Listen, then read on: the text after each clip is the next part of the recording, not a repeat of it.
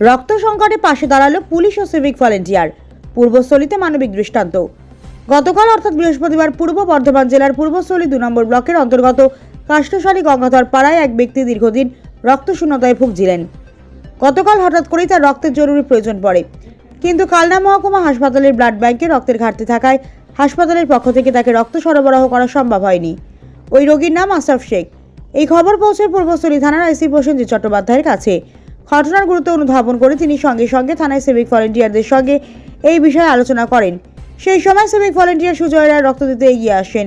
তিনি কালনা মহকুমা হাসপাতালে গিয়ে স্বেচ্ছায় আশরাফ শেখকে রক্তদান করেন। এই মানবিক উদ্যোগে সুজয় রায় এবং আইসি প্রসেনজিৎ চট্টোপাধ্যায়ের ভূমিকায় মুগ্ধ স্থানীয় মানুষ, রোগীর আত্মীয় স্বজন থেকে শুরু করে সাধারণ মানুষ সকলেই এই মানবিকতায় কুর্নিশ জানিয়েছেন। পূর্বস্থলী থেকে প্রতিনিধি অত্রি চক্রবর্তীর রিপোর্ট, আনন্দ বাংলা 24x7।